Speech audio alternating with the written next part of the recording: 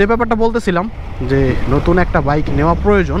Off-road bike নিলে পরে off-road bike KLX-টার কথা বলছিলেন যে চয়েস লিস্টে আছে। আচ্ছা, WR কি নেবেন?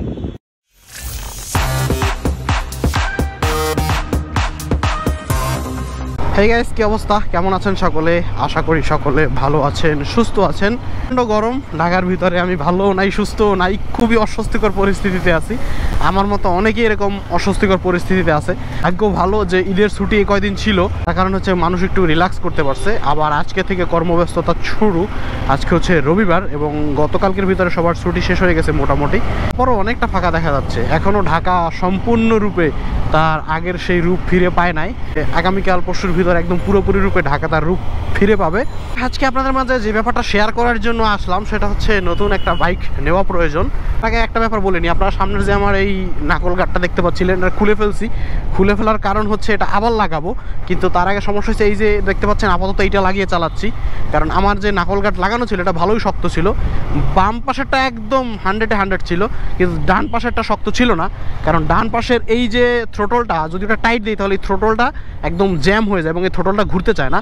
কারণ ওইখানে নাকল গার্ডের ওই জায়গাটা একদম হচ্ছে সমান, কোনো এক্সট্রা কোনো গুটলি বা কোনো নাই, যার কারণে হচ্ছে এই থ্রোটলটা ঘুরতে চায় না। এবং হালকা লুজ করে, অর্থাৎ এখানে হালকা গ্যাপ করে যদি লাগানো হয় তাহলে হচ্ছে ওই জিনিসটা হচ্ছে মুভমেন্ট করে, ভাইব্রেশনে নেমে যায়। তো এক সাইড ভালো আছে আর এক সাইড মুভমেন্ট করতেছে, ব্যাপারটা কেমন না? তো এখানে একটা গেটিস মারতে হবে এবং সেটা সময় সাপেক্ষ ব্যাপার। তো আমার হাতে এখন সময় নাই, বের হয়ে পড়ছে, এর জন্য আপাতত খুলে এইটা লাগাই নিছি জাস্ট 2 মিনিটের ভিতরে। পরবর্তীতে ওইটা সুন্দর করে একটু মডিফাই করে তারপরে লাগাইতে হবে। ওইটা লাগাইয়া প্রথম একটু আনইজি লাগছিল যে দুই পাশে হ্যান্ডেলবার প্রায় 1.5 ইঞ্চির মতো বড় হয়ে গেছিলো। বাট পরে কয়েকশো কিলোমিটার চালানোর পরেই হচ্ছে ইউজ টু হয়ে গেছিলাম এই 2-3 দিনে। এখন আবার আনইজি লাগতেছে এটা না থাকার কারণে। সমস্যা না, এটা লাগাই ফেলবো নি। আর আমাকে বাইকের কালার নিয়ে বলছেন যে ভাই বাইকের কালারটা ভালো লাগতেছে না, উঠাই ফেলান। দেখেন আমি হচ্ছে কি স্টিকার করছি, এটা কিন্তু পার্মানেন্ট কোনো কালার না। এটা আমি উঠাইয়ে ফেলবো এর জন্যই লাগাইছি, না হলে আমি তো কালার করে ফেলতাম। আমার ভালো টাকা খরচ গেছে, তো অত টাকা আমি কালারই করে ফেলতে পারতাম। তো আমি কেন এই স্টিকার লাগাইছি, কারণ এটা উঠাইয়েই ফেলবো। তো এত টাকা খরচ করে এটা লাগাইলাম, আমার কাছে ভালো লাগতেছে কালারটা, কিছুদিন থাকুক, এখন উঠাইতে হবে এমন কেন? উঠাবো, অবশ্যই উঠাবো, তবে এখন একটু অন্য রূপে দেখতে থাকেন বাইকটা, তারপরে স্টক কালারে ফিরে আসবো। যে ব্যাপারটা বলতেছিলাম যে নতুন একটা বাইক নেওয়া প্রয়োজন। এমটি নিয়ে নেওয়ার পরে টানা 18,000 কিলোমিটার পর্যন্ত শুধু ট্যুরই করা হয়েছে। ঈদের বন্ধ, তারপরে নানা সমস্যার কারণে ট্যুর একটু স্টপ আছে, আবার ট্যুর শুরু করব। তো দেখা যায় যে আমি 2টা বাইক রাখতে চাচ্ছি 2 কারণে। একটা হচ্ছে যে এমটির ভিডিও দেখতে দেখতে RTR যখন চালাইতাম, RTR ভিডিও দেখতে দেখতে আপনারা ক্লান্ত হয়ে যাইতেন। মেনটেনেন্স ভিডিও একটু ভেরিয়েন্ট আনা দরকার ব্লগিংয়ের ক্ষেত্রে। এখন দেখা যায় আপনারা টেকনিক্যাল চ্যানেলে টেকনিক্যাল ভিডিও দেখতেছেন, সেখানেও এমটি আছে। আবার আমার অশ্রু বিশ্বাস ব্লগিং চ্যানেলে, সেখানেও আপনারা দেখতেছেন যে এই এমটি নিয়েই ঘুরতেছি। যার কারণে আমি 2টা ভেরিয়েন্ট আনবো, অর্থাৎ টেকনিক্যালের চ্যানেলের জন্য আমার এমটি, এবং আমি যে এমটি নিয়েই সব ভিডিও করি তা না, অন্য বাইক নিয়েও করি। আমার চ্যানেল 2টা, আমি পার্সন 2টা। মোটরসাইকেল মেকানিক ওয়ার্ল্ডে আমি একজন পার্সন, অশ্রু বিশ্বাসে হচ্ছে আরেকজন পার্সন। এখন আপনাদের টেকনিক্যাল চ্যানেলের জন্য আমি তখন অন্য কোনো বাইক নিতে পারি নাই, কমন বাইকই আমাকে নিতে হয়েছে। তো এমটি একটা কমন বাইক ছিল, তো এমটি আমি চালাচ্ছি এবং এমটি আমার থাকবে। এবং এমটি যদি ভবিষ্যতে চেঞ্জ করি তাহলে এমটির জায়গায় অন্য আরেকটা কমন বাইক নিয়ে আসবো, যেটা আমার টেকনিক্যাল চ্যানেলের জন্য ধরা থাকবে সবসময় যে এই বাইকটা আমার দর্শকদের জন্য বা চ্যানেলের জন্য। এইবার আমার পার্সোনাল লাইফ, অর্থাৎ অশ্রু বিশ্বাস যে চ্যানেল, পাশাপাশি আমার পার্সোনাল ঘোরাঘুরি, তার জন্য আমি আরেকটা বাইক এখন কিনবো। সেটা কমনও হইতে পারে, আনকমনও হইতে পারে, এটা সম্পূর্ণ আমার পার্সোনাল চয়েস, যেটা আমি আমার অডিয়েন্সের কথা চিন্তা করে কখনোই কিনবো না। এখন এই বাইকটা, এইটা চিন্তাটা হঠাৎ করে মাথায় আসলো, এবং যেহেতু আমি আমার 2টা পার্ট আলাদা করে ফেলছি, মানে আমার পার্সোনাল লাইফের যে ব্লগ এবং টেকনিক্যাল ব্লগ 2টা আলাদা করে ফেলছে, যার কারণে চিন্তা করি যে বাইকও 2টা থাকা দরকার আমার।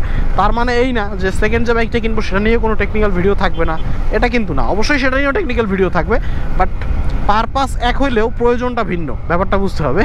তো এই হচ্ছে ব্যাপার। তো এখন আমার প্রথম ইচ্ছাটা আমাদের বলেই দেই, প্রথম ইচ্ছা ছিল আমি একটা অফরোড বাইক নিব। এখন অফরোডের ভিতরে বাংলাদেশে অপশন তো আমি দেখিই না। একটা অপশন আছে অফিসিয়াল, সেটা হচ্ছে কাওয়াসাকি KLX, আর CRF আছে, হোন্ডা XR আছে, তো WR আছে। তো WR এর একবারে অত্যাধিক প্রাইস, আর CRFটাও অত্যাধিক প্রাইস। আবার CRF হচ্ছে এয়ার কুলিং ইঞ্জিন, টিগারের ইঞ্জিন লাগানো, কিন্তু দামও হচ্ছে অত্যাধিক। তুলনায় বাকি থাকে কাওয়াসাকি KLX। তো কাওয়াসাকি KLX আমি নেওয়ার জন্য হচ্ছে চেষ্টা করলাম, প্রথমে সেকেন্ড হ্যান্ড খুঁজলাম, পরে চিন্তা করলাম সেকেন্ড হ্যান্ড না, নতুন নেওয়াটাই বেস্ট হবে। কাছের কিছু বড় ভাই তারাও সাজেশন দিলে নিলে নতুন নেওয়াই বেস্ট। তো নতুন যখন নিতে যাব তখন যোগাযোগ করলাম এশিয়ান মোটরসে। তো তাদের আসলে ব্যবহার বা তাদের সার্ভিসটা আমার প্রথমেই ভালো লাগে নাই। একদম সত্য কথা আপনাদের বলে দিই, আমি নাহলে কাওয়াসাকি KLX আমার একদম কনফার্ম হয়ে গেছিলো যে একটা অফ রোড বাইক নিব, বাংলাদেশের বিভিন্ন অফ ট্রেলগুলো আমি কমপ্লিট করব। তো ওদের একটা নাম্বার আছে কাওয়াসাকি বাংলাদেশের পেজে, ওখানে নাম্বারে ফোন দিলাম। ওদের সিস্টেমটা হচ্ছে কাস্টমার সার্ভিসের মতো, যে আপনি ফোন দিবেন, তারপর হচ্ছে আমাদের 1-to-1 ফোন দিলে বা সিম কোম্পানিতে ফোন দিলে যেরকম বলে না অপেক্ষা করতেছে কেউ ধরবে ফোনটা, তো এরকম করে 7 মিনিট পর্যন্ত আমার ফোন ওয়েটিং বলতেছে যে আপনার ফোনটা কেউ কাস্টমার কেয়ারের কাছে হ্যান্ড ওভার করা হচ্ছে। কিন্তু 7 মিনিট ধরে কেউ ফোন আমার রিসিভ করে না। গেল তারপরে 1 ঘন্টা পরে আবার ফোন দিলাম, সেম অবস্থা, 10 মিনিট ধরে কেউ ফোন রিসিভ করে না।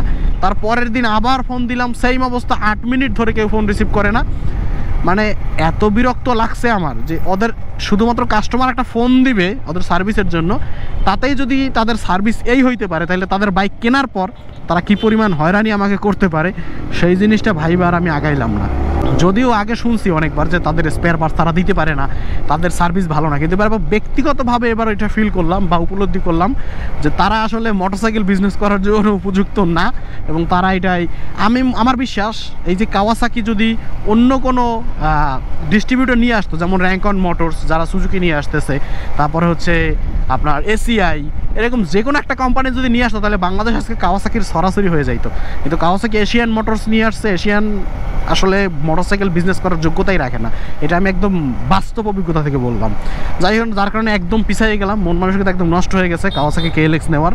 তো এখন চিন্তা করলাম তাহলে অন্য কি নেওয়া যায়, সেরকম একটা চিন্তা ভাবনা। তো এখন সিদ্ধান্ত কনফার্ম হয়ে গেছে, কিন্তু আমি আপনাদেরকে বলবো না, আপনারা একটু গেস করেন যে কি বাইক নিতে পারি নতুন, আর সেই বাইকটা কি হইতে পারে। অফ রোডই হবে তা না, আবার সেটা যে একদম স্পোর্টস বাইক হবে তাও হইতে পারে, তাও নাও হইতে পারে, মানে আমি কিছুই বলতেছি না। তবে এমন একটা বাইক হবে যেটা আপনারা অনেকেই হয়তো বা ভুল ভাববেন। আপনারা হয়তো এখন একটা কমন বাইক বললেন, তো দেখা গেল ওই বাইকটার ধারে কাছেই আমি নাই।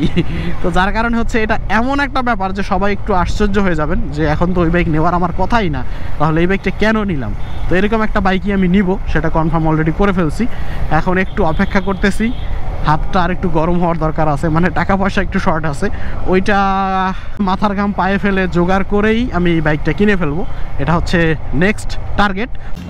আচ্ছা, আমাদের সাথে হচ্ছে লাল।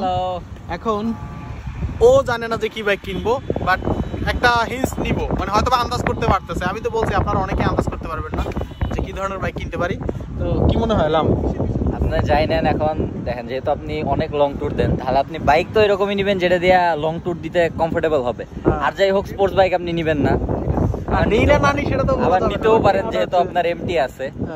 এখন বিষয়টা কনফিউজিং, বাট আমার মনে হচ্ছে আপনি এরকম কমফোর্টেবল আরো কোনো একটা নেবেন, নেওয়ার পরে এমটি থাকবে কিনা, এমটি নিয়ে আমি এখন কনফিউশনে আছি। না, এমটি থাকবে, এটা আমি বলে দিছি, এমটি থাকবে। এমটি থাকার পর আরেকটা বাইক নিব, তাহলে তো কনফিউশনে ফেলে দিলেন। কারণ আপনার যেরকম চয়েস সেই হিসেবে আপনি কমফোর্টেবল কোন একটা বাইক নেওয়ার কথা, কমফোর্টেবল একটা আপনার কাছে আছে, তারপরে আরো একটা এই টাইপের বাইক নেবেন কিনা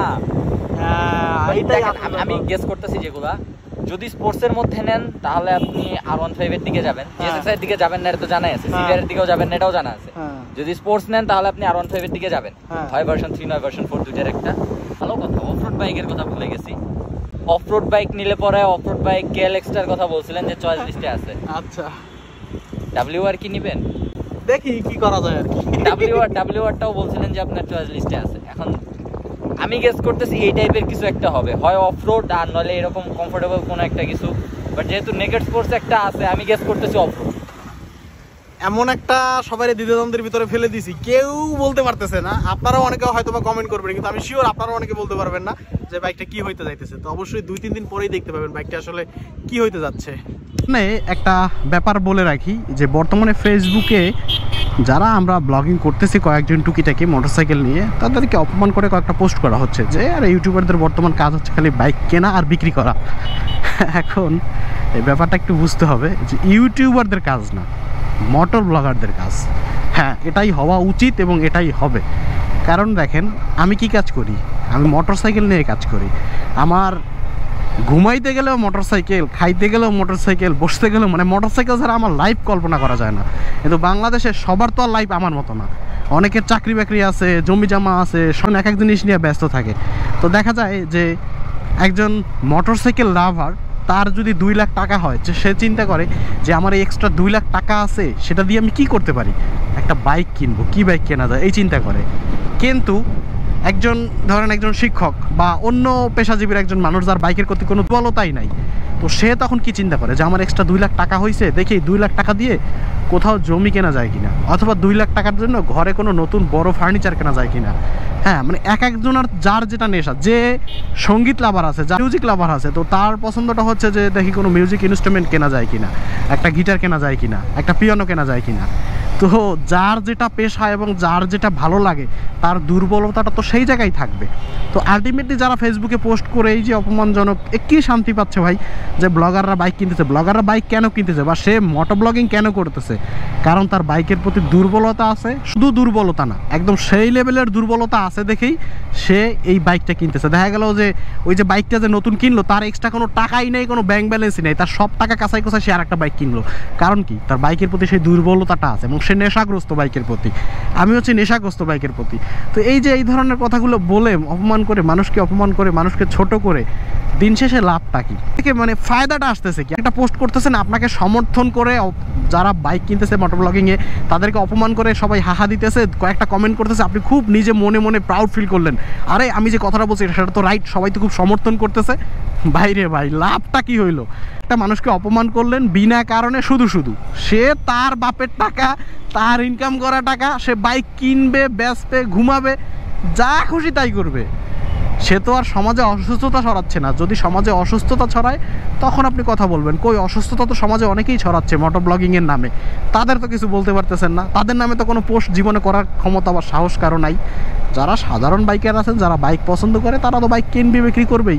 আমি আজীবন, যতদিন আমি বেঁচে থাকবো, যদি আমি সুস্থ থাকি, যদি আমার হাতে টাকা পয়সা থাকে, আমি গাড়ি কিনবো, বেচবো, এটাই তো আমার নেশা। আমি বাইক না কিনতে পারলে তো আমার ঘুম হবে না। আমার হাতে যদি টাকা থাকে আর আমি যদি সেই টাকা দিয়ে বাইক না কিনি, সেই টাকা তো আমি ব্যাংকে জমাই রাখা মানুষ না, অসম্ভব। আমি ব্যাংকে জমাই রেখে কি করব? আমার দরকার বাইক।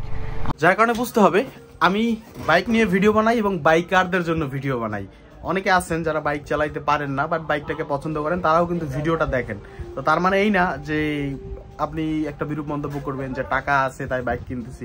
ব্যাপারটা সেরকম না ভাই। বাইক একটা দুর্বলতার জায়গা এবং সেই দুর্বলতার জায়গাটাকে হচ্ছে কখনো আঘাত করতে হয় না।